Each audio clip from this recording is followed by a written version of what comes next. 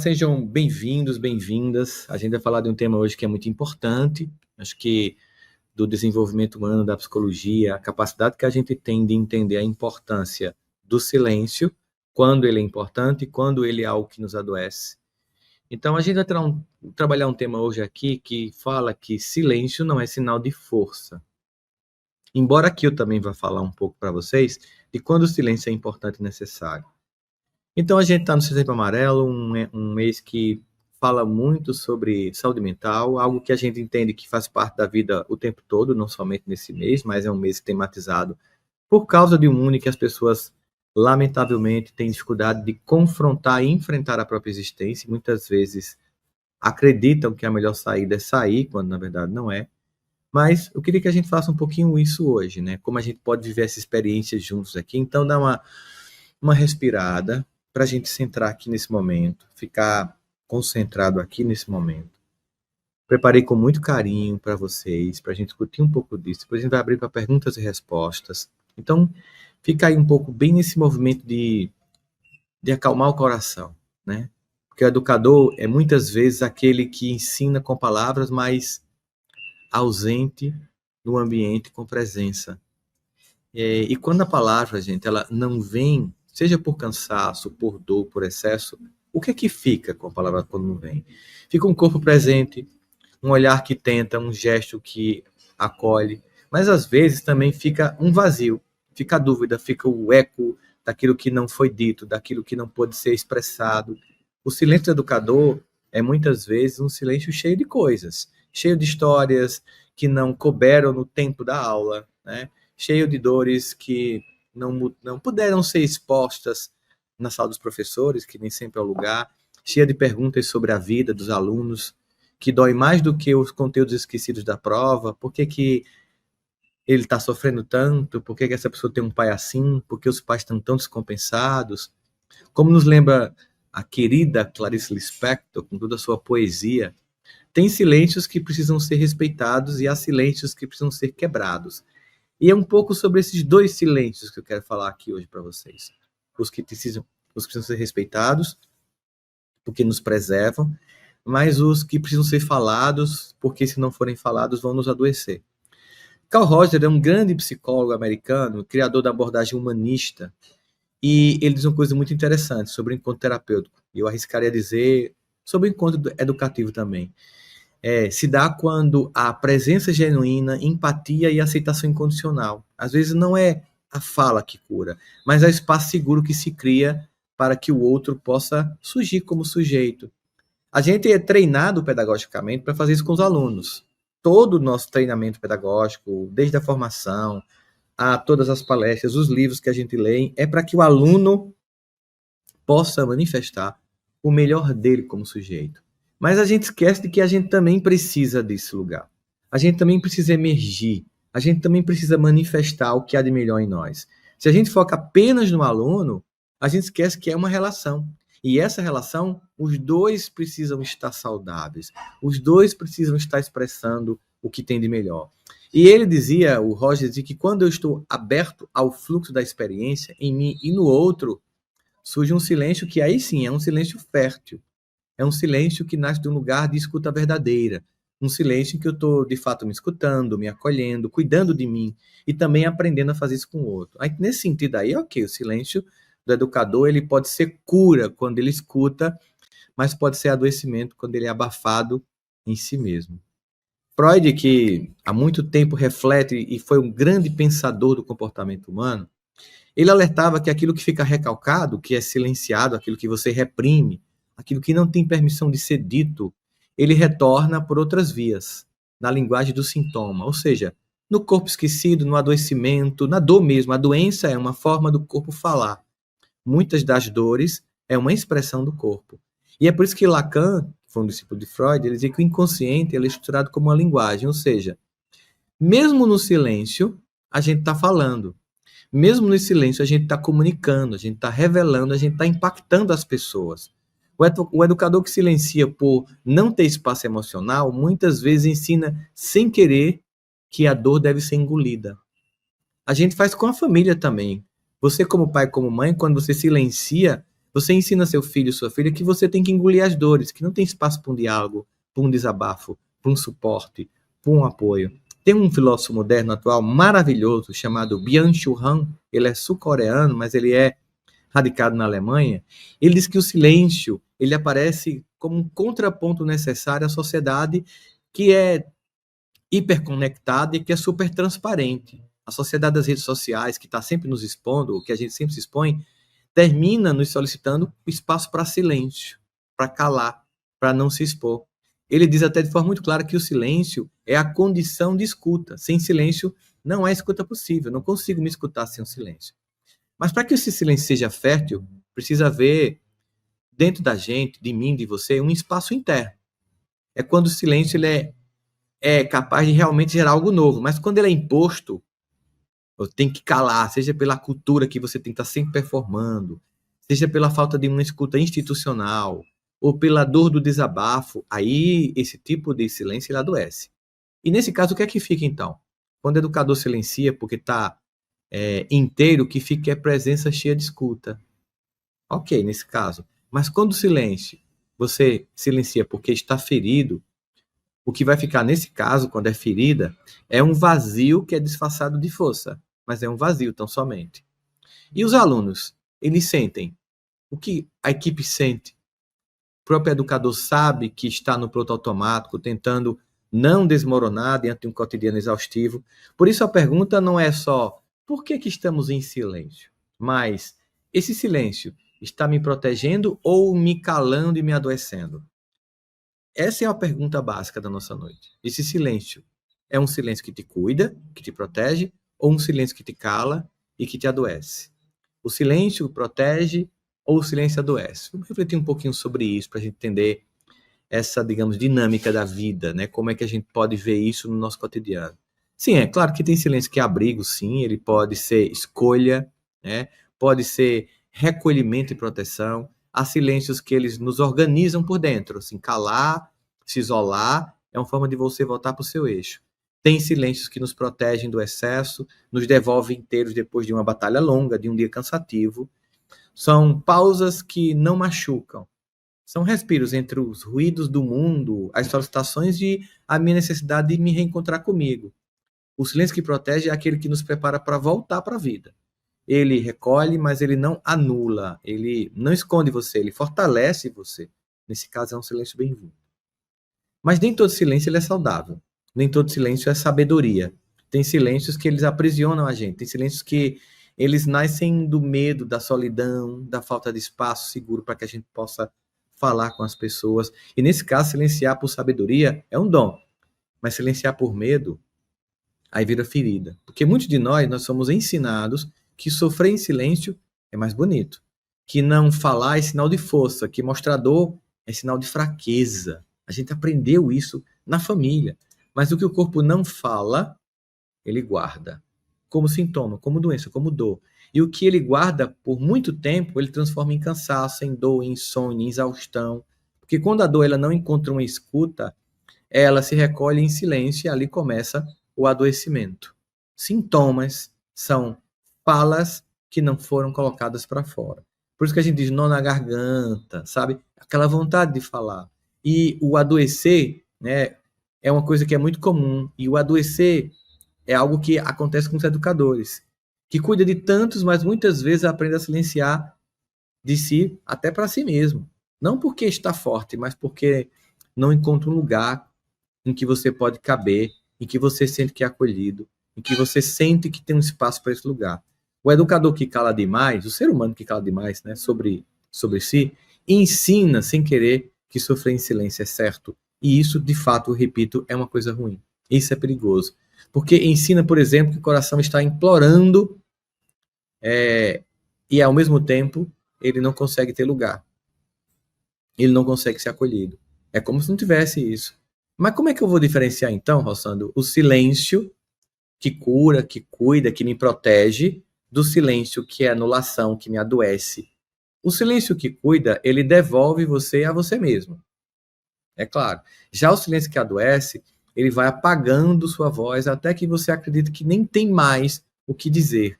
Por exemplo, numa relação tóxica, você vai topando aquilo, depois você normaliza, naturaliza e acha que é aquilo mesmo. E vai ficando em silêncio. Tem uma música. Vocês lembram dessa música? Eu vou cantar aqui, ó. É assim. My name is Luca. I'm 11 second floor. Lembra dessa música? Que bombou nos anos 90, uma música romântica? Essa música é a história de uma menina que está dizendo o seguinte, ó. Meu nome é Lucas, eu moro no segundo andar, eu estou a uma escada acima de você. Mas se você ouvir os barulhos da minha casa, faz de conta que não está escutando. Eu já me acostumei tanto à dor que agora eu me calo e deixo passar, eu fico em silêncio, eu não reajo mais.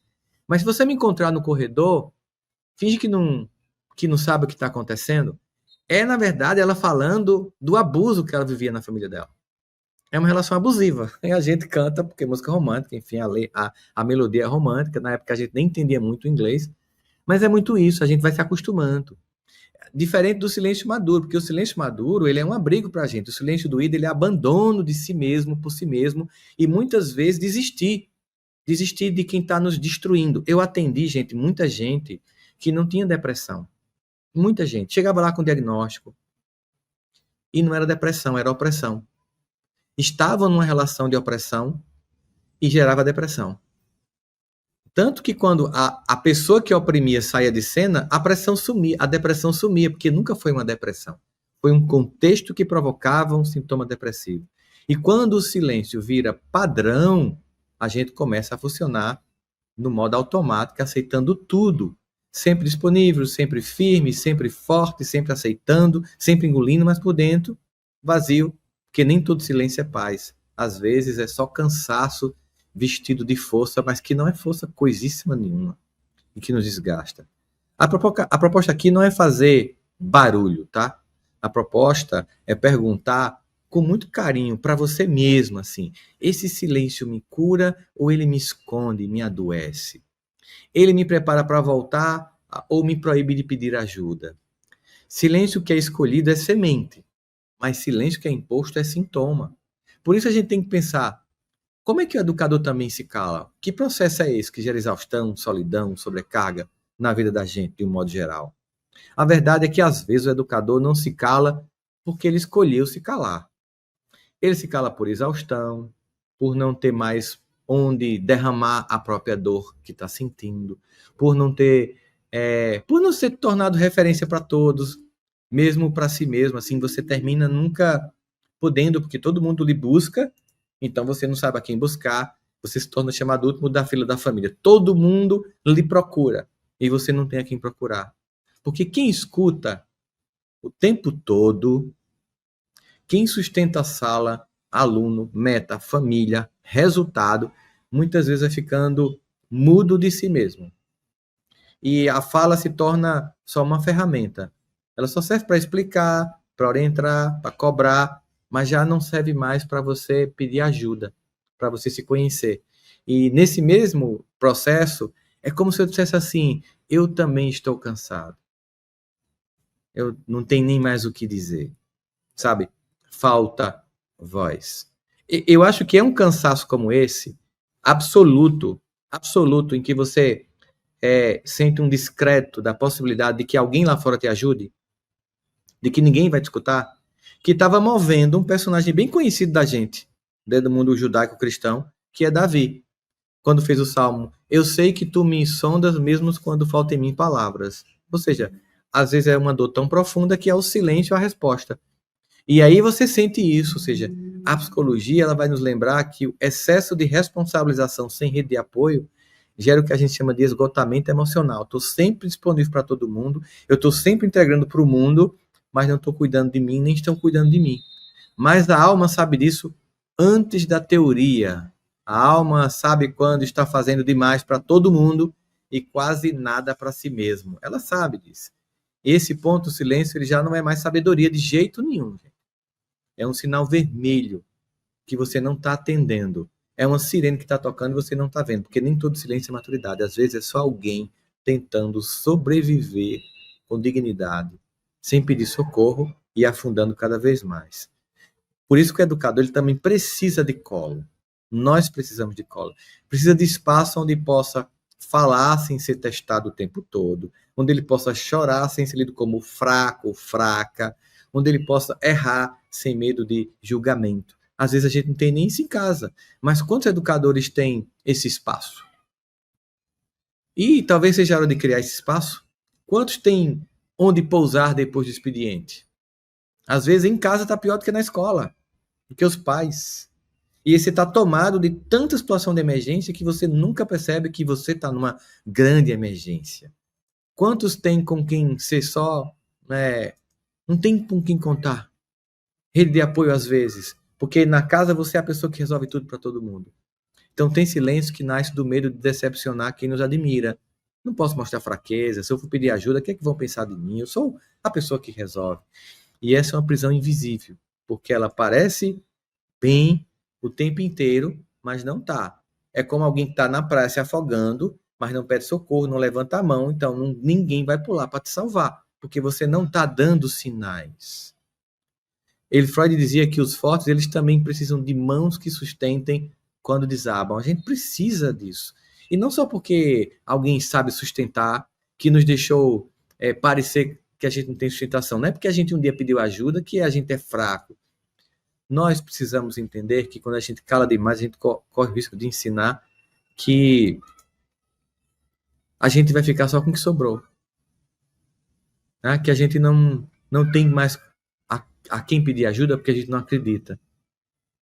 A gente fala bonito para fora e vive apagado por dentro. A gente educa os outros, a gente socorre, instrui, mas a nossa alma está abandonada. Por isso é muito urgente criar espaços de escuta também para quem escuta, para todos nós. E a Rede Cuidar foi pensada nisso. É por isso que eu não toco aqui sobre nada de escola, né? Eu falo da gente como educador, mas o objetivo aqui é falar sobre nós como seres humanos. A Rede Cuidar é a educa justamente preocupada em cuidar desse ente tão fundamental no processo educativo. Porque vamos cuidar dos alunos, vamos cuidar dos pais. E o professor que faz a roda girar? Como é que fica? Cuidar de quem cuida. E lembrar que ninguém consegue ensinar sobre o ser humano sem permitir ser um ser humano também. Quando a voz não encontra espaço, ela vai escalando, mas o silêncio que instala um lugar do grito não é paz, gente. Quando a gente bota o silêncio no lugar do grito, a gente está dando um aviso para a alma que não está funcionando, não é bem por aí. Agora, quando é que o silêncio vira linguagem? De que modo? Sinais que não são ditos. Como é que a gente pode interpretar isso? E uma coisa que é importante para mim, porque o silêncio nem sempre é ausência, muitas vezes ele é silêncio, como se fosse uma presença comprimida. É um pedido de alguém que não encontrou coragem para agir, um grito que a gente engasgou na garganta por falta de espaço seguro. Há quem não diga nada, na verdade, mas muda o tom da voz, muda o ritmo com que anda, muda a forma como está olhando, como está se expressando. A gente pode ler as pessoas que não estão falando. A gente tem parentes, a gente tem pessoas que estão ao nosso redor, que a gente consegue entender, está triste hoje, está diferente, mudou o tom, está mais cabisbaixo. Isso também são formas de falar. Há quem não peça ajuda, de certa forma, mas começa a aparecer menos, a responder menos, a sorrir só com os lábios, aquela coisa que não abre os dentes. Quando a palavra não vem, o corpo fala, e quando o corpo se cala, os sinais eles se escondem nos gestos, que a gente tem que aprender a ler dos outros e da gente também. O educador precisa ser alguém que tenha a alfabetização em sutileza, porque os maiores pedidos de ajuda raramente vêm com o título de negrito. A gente não diz assim, ei, não, é uma coisa bem, sabe? Vem disfarçado de desatenção, né? De irritabilidade, isso é um pedido de ajuda. Piada fora de hora, sabe? Atrasos constantes, noites sem dormir, e tudo bem no piloto automático, quando na verdade não está bem. Tem gente que não grita porque já entendeu que ninguém vai vir, mas fica dando sinais. Isso sim, muitas vezes não é maturidade, é desistência da vida. É do acumulada tentando sobreviver calada. Se te desistiu, igual a música My Name is Luca, eu tô aqui no outro andar de cima, e se você ouvir os gritos, fique tranquilo, porque eu já nem reajo a tudo isso. E se você me encontrar, faz de conta que você não sabe que eu tô aqui na minha casa sendo espancada. O pedido não feito também é uma fala. E pode ser mais urgente do que todos os outros pedidos quando você grita, na verdade. A gente também tem que aprender a nos acolher uns aos outros. Na psicologia da linguagem, a gente aprende que tudo comunica. O silêncio também é uma forma de comunicação, de falar. E o que não é verbalizado ainda pode ser escutado se houver sensibilidade, né?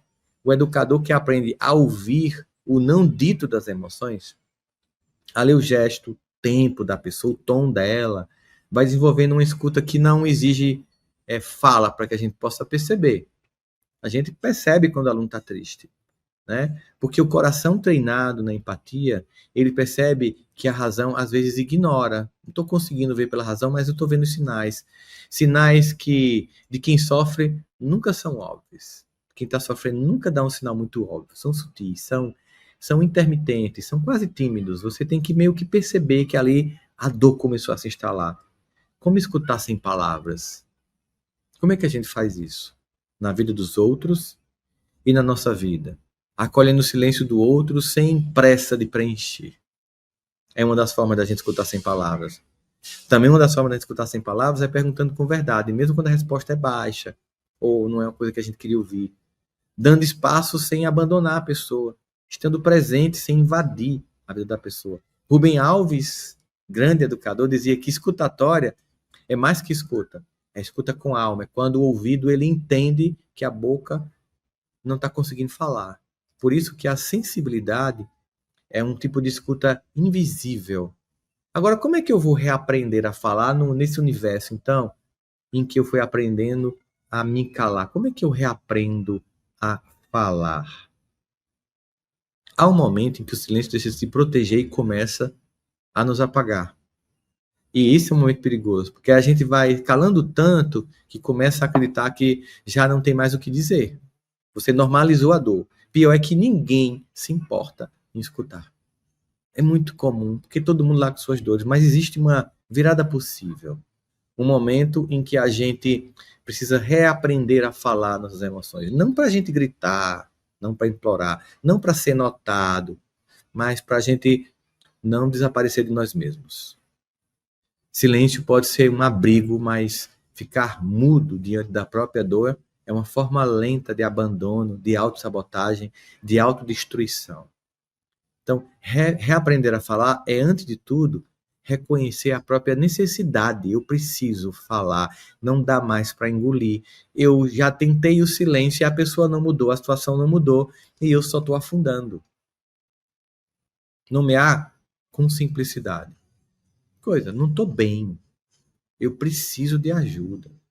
Não estou conseguindo mais carregar tudo só. Tá difícil para mim. E aqui, entenda, entra algo muito sério nesse processo. Tem gente que não pede ajuda porque aprendeu que pedir é fraqueza. E os outros que não falam mais porque quando falam não foram escutados. Pode ter começado na infância, quando você não era escutado na sua dor. Então, reaprender a falar, de certo modo, é permitir que a dor volte a ser ponte e não muro. É que você finalmente entenda que, se não te escutaram no passado, você não é condenado a nunca mais falar. E você precisa buscar quem te escute. E quem não te escuta, não te ama. Quem não te escuta, não te ama. Amor também é escutar. Amor também é escutar em silêncio. Amor é escutar o que incomoda. Amor é escutar uma crítica. Você está me machucando. O que você fez me deixou mal. Amor também escuta. Senão aí você tem só alguém que está pagando contas com você. Amor é realmente uma reciprocidade, trocas profundas. Falar é um ato de resistência na vida. Falar é dizer, eu ainda estou aqui, mesmo ferido, eu existo, não termine de me enterrar. Mesmo que a voz trema, mesmo que as palavras saiam curtas, com palpitação, e a vida comece a se reconstruir quando a gente se ouvir de novo. Essa é uma verdade. Você pode estar mal, mas vai falando, vai aprendendo, vai trazendo tua voz de volta, vai fazendo tua garganta funcionar. A voz é a primeira forma de reencontro que a gente tem com a vida, conosco. Na prática, isso pode começar com uma frase por dia, um pedido simples, sabe? Um desabafo breve que a gente vai dando, um bilhete, uma mensagem de WhatsApp, um olhar mais demorado que diz, me escuta, estou precisando. Porque às vezes o primeiro passo não é explicar tudo, é apenas dar um sinal. E quem nos ama quem está realmente atento vai saber decifrar esse pedido sutil. Se ama, vai conseguir perceber esse lugar, né? Na psicologia do sentido, ela nos ensina que, de certa forma, dar nome ao que nós sentimos reduz a intensidade da dor. Nomear a dor, inclusive, sem nomear a dor, não consigo curar, porque sem diagnóstico não tem cura. É como se o caos emocional encontrasse forma e a forma permitisse cuidado, né? O que não se diz adoece, mas o que se diz com verdade abre espaço para reparo. Falar quando nasce da alma, de certo modo, reorganiza a gente psicologicamente por dentro. É por isso que a fala é tão importante. Ela nos constitui como sujeito. Não é preciso gritar para pedir ajuda. Às vezes basta reaprender a dizer eu não estou bem, ou a dar um limite, eu não aceito mais isso. A dor que é escutada começa a desinflamar o corpo e a alma da gente. É isso que acontece quando a dor é escutada, ela desinflama a gente. E a voz que volta é o primeiro passo de voltar para casa, a casa do conforto interno. Todo reencontro começa quando a gente se permite ouvir a própria alma de novo. Aí a gente começa a entender isso, esse processo. Que eu queria terminar voltando à primeira imagem dessa conversa da gente, né? Silêncio, não como ausência, mas como presente sutil, né? Um lugar onde a alma pode repousar quando o barulho do mundo já não consola a mim, nem a você, nem a ninguém. A verdade é que todos nós, eu e você, em algum momento, a gente se calou demais. Demais, demais, demais. Talvez por medo, talvez por tirar vergonha, talvez por cansaço mesmo, sabe? Por não saber mais por onde começar, por onde é que eu vou, né? Desnorteado. Mas hoje talvez seja o dia de recomeçar com um sinal pequeno, tá? Um pedido, uma pausa que é importante, não estou bem, como eu falei para vocês, sussurrando, mas sincero. E se você for aquele que ouve, que acolhe, que educa, que segura a barra dos outros, que você também permita a si mesmo ser cuidado, ser cuidada. Isso é muito importante.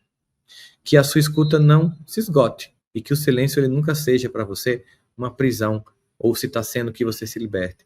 E que a sua palavra ela venha com verdade e não com pressa, porque não é assim que se resolve a vida.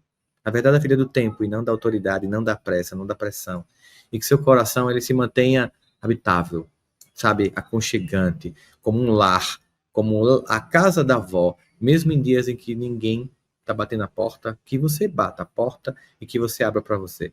E que o silêncio, ao chegar, ele seja abrigo e não abandono para você. Que seja oração e não desistência da vida, ou não aceitação do que não pode ser aceito, de relações que não podem ser aceitas. Que seja o solo onde você, de novo, ouve a voz brotar. E que nesse processo Deus abençoe com coragem para que você possa falar quando você achar que tem que se calar. Que Ele te dê ouvido para escutar o outro, mesmo quando ninguém quiser te escutar mais, né? Que Ele te vista de paciência para esperar a palavra que ainda está nascendo em silêncio entre você. E que você nunca esqueça da sua voz, que ela existe, né? Mesmo quando o mundo parecer alto demais, duro demais, apressado demais, ignorante demais, porque a sua voz tem lugar no mundo, então fale, então diga. E que o seu silêncio, quando ele for abrigo, será sempre digno de respeito e não de esquecimento, para que você possa de fato cuidar de você. E nesse processo é fundamental esse lugar em que a gente se acolhe como pessoa, para que a gente possa de fato encontrar na vida o espaço da construção da nossa própria identidade. As pessoas elas podem querer nos calar. Se nós nos calarmos, elas venceram. Eu não posso esperar que as pessoas sejam boas, que o contexto mude, que a contingência fique fácil. Eu preciso dizer que eu existo no mundo. E se eu ficar em silêncio, eu vou ser atropelado. Por isso tem silêncio que cuida, sabe? Mas tem silêncio que adoece. Eu quero que vocês fiquem só com o silêncio que cuida, não com o que adoece, tá bom?